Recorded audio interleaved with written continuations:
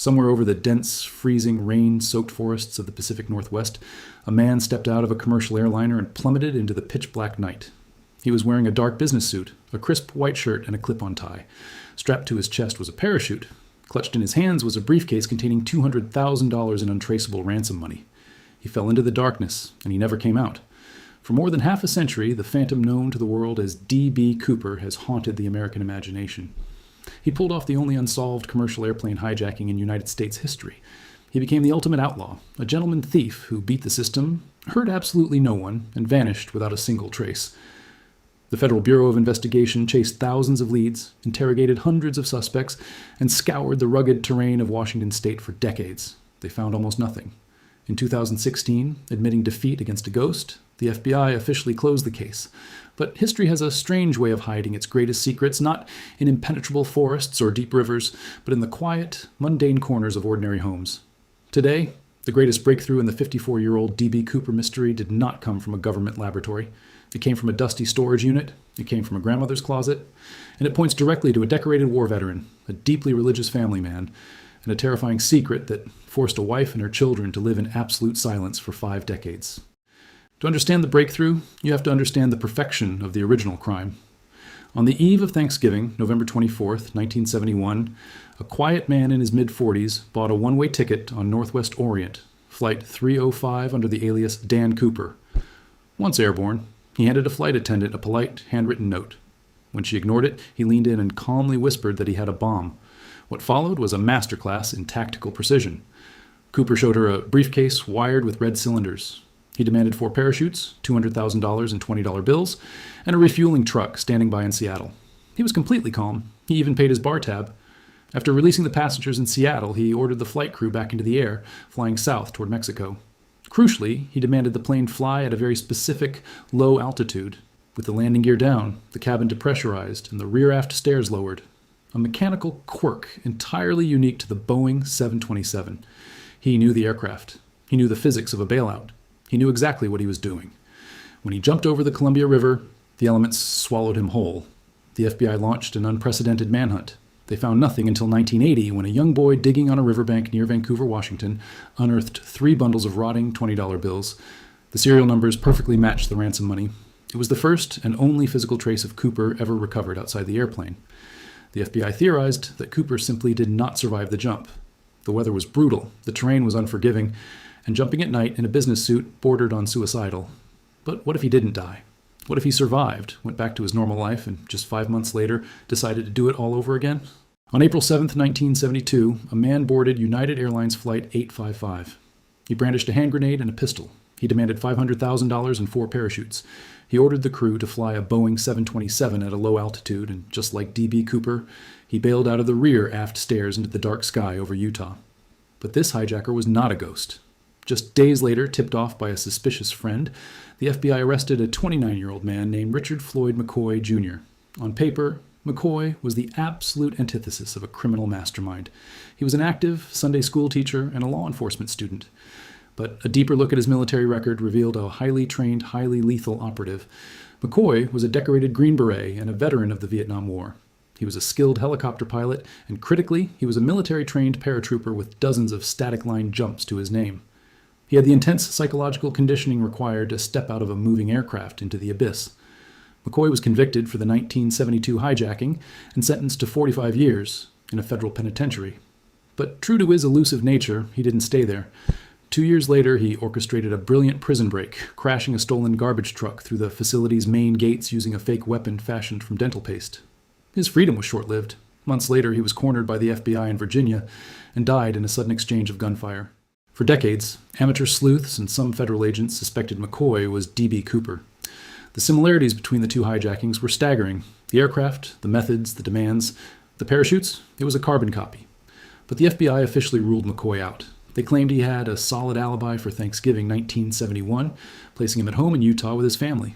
Furthermore, McCoy was 29, while witnesses described Cooper as being in his mid-40s. The physical evidence to connect him to the first hijacking simply wasn't there, until a retired pilot and aviation researcher named Dan Grider started digging into the McCoy family's deeply guarded past. In 2023, a massive paradigm-shifting piece of physical evidence was unearthed. It wasn't found in the wild. It was found packed away in a storage unit containing the personal belongings of Richard McCoy's mother, a civilian grandmother with absolutely zero connection to aviation or skydiving. Inside was an extremely rare, highly modified military bailout parachute. This was not a standard recreational rig. In the world of parachuting, specific modifications are as unique as human fingerprints. This particular parachute featured precise, specialized alterations to the ripcord housings and the front harness. These were modifications made by someone who deeply understood the violent aerodynamics of high-speed freefall. Strikingly, the technical specifications of this parachute perfectly matched the highly detailed profile of the primary parachute D.B. Cooper was handed before he jumped in 1971. Why would a grandmother silently harbor a highly modified military parachute in her closet for half a century? It was stored alongside McCoy's personal military memorabilia in his skydiving logbook. It wasn't a piece of junk. It was a fiercely protected relic. The logbook itself provided another chilling layer of circumstantial evidence. In the pages recording his jumps, there's a flurry of intense, highly specific freefall practice jumps. Then, immediately preceding the Thanksgiving weekend of 1971, the exact date of the D.B. Cooper hijacking, the logbook stops completely. It remains blank. Then, it abruptly resumes just before McCoy's proven hijacking in April 1972. It is an extraordinary, glaring chronological gap. Right at the moment a man matching his exact skill set hijacked Flight 305. But just as the McCoy theory reached a fever pitch, a second, entirely different breakthrough shattered the investigation. While Grider was hunting a parachute, another relentless researcher named Eric Eulis was staring through an electron microscope at the only physical object Cooper actually left on the airplane, his cheap black J.C. Penney clip-on tie. Eulis didn't just look at the fabric, he looked at what was trapped inside it. He analyzed microscopic particles embedded in the tie and found pure, unalloyed titanium. In 1971, titanium was a rare, highly restricted aerospace metal. Eulis traced the exact chemical signature of those particles to a single facility in Pennsylvania, Crucible Steel, a major titanium supplier for Boeing. At the time of the hijacking, only 8 specialized engineers worked in that specific sector of the plant, and all 8 of them were required to wear ties on the factory floor. Suddenly, a new name eclipsed the investigation. Vince Peterson, an engineer at Crucible Steel who matched Cooper's physical description and possessed the exact highly technical knowledge of Boeing aircraft required to pull off the heist. Even more chilling, Eulis discovered a hidden mechanism on the back of the tie that the FBI had completely missed for 50 years. It was a tiny metal clasp, a spindle used to adjust the size of the knot. It is a mechanism Cooper would have pinched and adjusted with bare, sweaty fingers just moments before jumping into the freezing night. A mechanism that has never been swabbed for DNA. The FBI suddenly found themselves caught between 2 massive colliding theories, a highly modified parachute hidden in a hijacker's closet, and titanium particles leading to an aerospace engineer. When Grider publicized the modified parachute, federal agents moved quickly. They took the parachute and McCoy's logbooks into custody, transporting them to their elite forensic laboratory in Quantico, Virginia. In the past, whenever amateur sleuths handed over supposed Cooper parachutes, the FBI eliminated them as fakes within days. But this time was entirely different. The FBI held Grider's parachute for over 2 years.